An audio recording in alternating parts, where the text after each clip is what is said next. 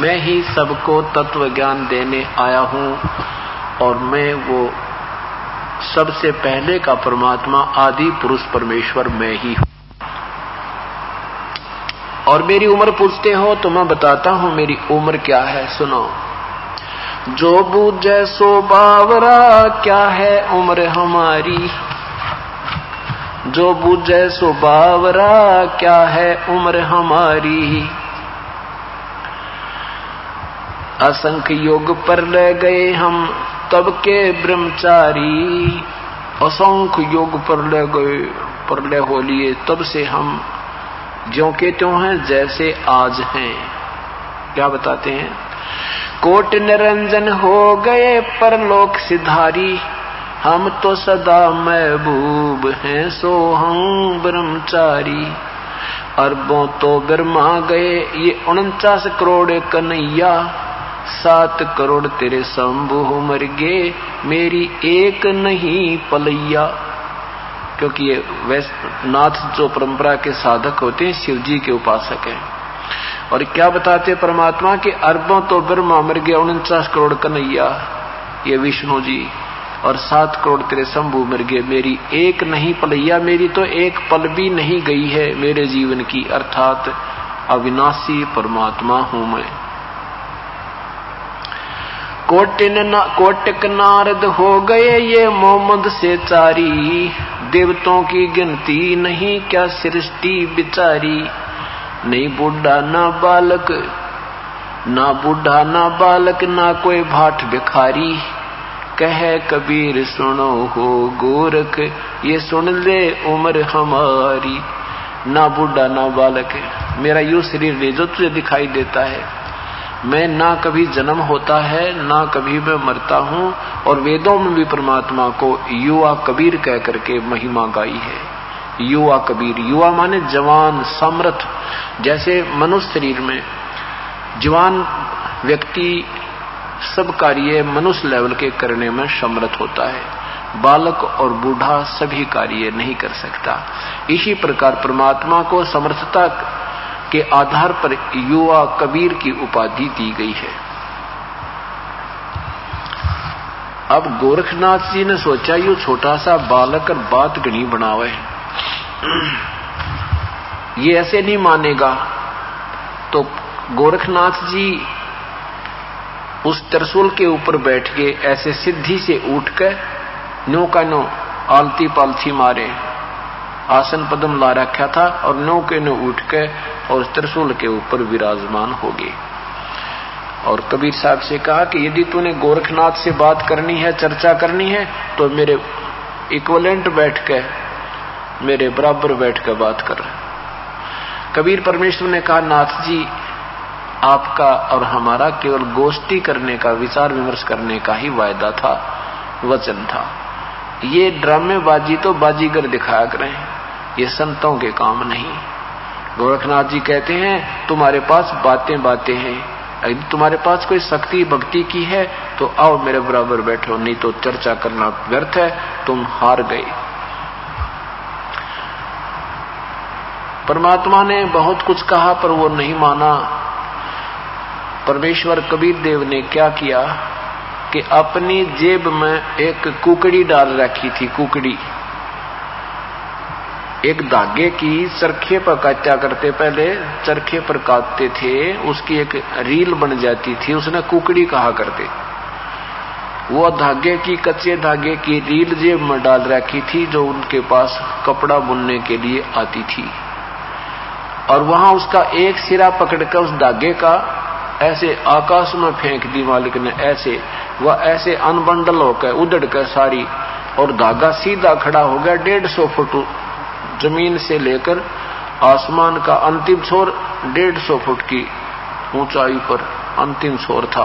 परमात्मा वहां से उठे और वहां से आकाश में जाकर उस सबसे ऊपर वाले धागे के सिरे पर जाकर बैठ के और कहा गोरखनाथ जी आजा यहां बैठकर बातें करेंगे। अब ये बात नहीं है कि गोरखनाथ जी नहीं उड़ सकते थे, हाँ वो भी जा सकते थे, लेकिन परमात्मा के सामने उसकी सिद्धि विफल होगी। जैसे चुंबक के सामने ये घड़ी है, इस घड़ी में लोहे की स्टील की वो लगी है नीडल सुई, और ये घूम रही है। और जहां चुंबक इसके पास इतनी दूरी से भी आ जाएगा ना, अच्छा हैवी चुंबक इतनी दूर से जाम कर देगा इसको, ये चल नहीं सकती। और पहले ये चल रही थी, इसमें सिद्धि थी, कारीगरों ने इसको सिद्ध करके तैयार कर दिया था, चल रही थी, लेकिन चुंबक के सामने वो फेल होगी। इस प्रकार पूर्ण परमात्मा की शक्ति के सामने वो सारी सिद्धि दरिद्राई रहेगी। और तरसूल से ऊपर उठना चाहा था, जमीन पाके ऐसे गिरा नो गदड़ देसी जान गया। अब गोरखनाथ भी समझ गया, तू तो तेरी बैटरी डिस्चार्ज होगी। अब समझदार थे, विद्वान पुरुष थे, साधक थे, नेक नीति थी गोरखनाथ में, लेकिन यह थोड़ी सी हल्दी की गांठ मिले पाछपन सारी स्वाभाविक बन ही जाता है। इस जीव की बड़ी कमजोरी है यार। और परमात्मा यही आट हटाने के लिए, यही दुर्बुद्धि हमारे से समाप्त करने के लिए रह रह कर ज्ञान कराते हैं। जीव की कोई औकात नहीं है, ये 2 दिन का ढमढमा अपना भक्ति कर लो भाई।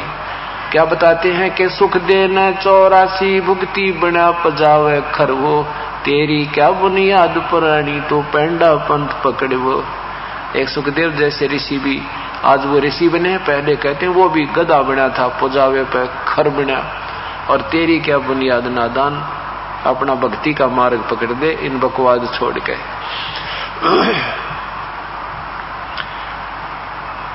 अब गोरखनाथ जी ने कहा कि प्रभु नीचे आ जाओ। समझदार था, जान गया। जैसे आपने देखा ना, कई बार पहले पहलवान गुला करते तो समझदार होता था, वो अपने जरा सा भी उसकी कमर लग जाती ना, थोड़ा सा हिस्सा भी, तो मान लेता था मैं हार गया, तू जीत गया। और एक आधा होता था निकम्मा सा, वो कति दे तड़ुआ का मान्या करता, ये 6 बजे टेक ले, फिर भी नो कई का फिर आ जा। तो ऐसे तो बेवकूफ होते हैं, वो मूर्ख होते हैं, उनसे तो बातें चर्चा करना भी अनजान ही पड़ा होता है। और जो समझदार होते हैं वो तुरंत मान जाते हैं कि तेरे काबू से बाहर है, क्यों खाम का सिर फड़वाया। तो ऐसे उस गोरखनाथ के समझ में आ गई कि ये कोई आम व्यक्ति नहीं, यानी तेरे सामने टिकने वाला इस पृथ्वी पर आज आदमी नहीं था, आज कोई साधक नहीं था, क्योंकि सिद्धों में गोरख बड़ा। तो कहा प्रभु नीचे आ जाओ, आ जाओ मालिक, आपसे 2 बात करूंगा। नीचे आ गए भगवान, आका भाई बोल। और फिर मन में खरपतवार रह गया कि कहीं तू वैसे ही इसको भगवान मान बैठे, गुरु बना ले, एक और परीक्षा ले ले। एक सिद्धि और थी उसके पास, एक सिद्धि आकाश से उड़ जाई, एक सिद्धि जल पैर न लाई, एक सिद्धि कुछ खाव न पीवे, एक सिद्धि जो बहु जुग जीवे। और ऐसी 24 सिद्धियां होती हैं। एक सिद्धि गुप्त छिपाई, एक सिद्धि 5 तत् नीरम, एक सिद्धि जो बजर से हीरम। तो गोरखनाथ के पास एक हल्दी की गांठ और थी, एक सिद्धि और थी, वो दूसरा रूप बना लेता था। गोरखनाथ जी ने कहा कि एक मैं आपकी परीक्षा और लूंगा, फिर मैं आपका शिष्य बन जाऊंगा। परमात्मा बोले चल वो भी कसर काट ले, चल मेरे साथ। कहा कि ये साथ में गंगा बह रही है, यहां किनारे चलो। कबीर साहब भी, गोरखनाथ भी, रोज साहब, वो दर्शक भी वहां पहुंच गए। गोरखनाथ जी ने कहा कि मैं इसमें गंगा में डुबकी लगाऊंगा और मुझे ढूंढ देना। परमात्मा बोले बलका का काम बलका, बच्चों की दिमाग बच्चों वाले चले, अकेले यो भी काम कर ले। तो उसने ऐसे छलांग लगाई, डुबकी लगाई, तो मछली बन गई गोरखनाथ जी। परमात्मा ने वो पकड़ कर मछली और बाहर बैठा दी और गोरखनाथ बना दिए किनारे पर बैठा के। गोरखनाथ जी ने जान लिया भाई भी हो, अब कसर नहीं रही, क्योंकि वो केवल इन्हीं बातों से मानना था कि मुझे सिद्धि में हरा दे कोई, ज्ञान चर्चा तो पाछे सुनो। फिर तब परमात्मा ने उसको कहा गोरखनाथ ये साधना ठीक नहीं तेरी, ये तो तुम काल ने तुम्हें बैटरी चार्ज, तेरी प्रयत्न तेरी परिश्रम से तुझे चार्ज कर रखा है, ये डिस्चार्ज हो जाएगी। और ये तेरी आकाश में उड़ जाने वाली सिद्धि, ये गुप्त छुपन वाली सिद्धि, तो 2 दिन के ढमढमाबाई। जैसे आपने देखा होगा चमास्यों में वर्षा के दिनों में चींटियां होती हैं, बिल से बाहर निकल आती हैं, उसमें कुछ पंखों वाली भी होती हैं, और वो पंखों वाली चींटियां उन दूसरी चींटियों की प्रधान होती हैं, वो उन्हें भगवान मानती हैं।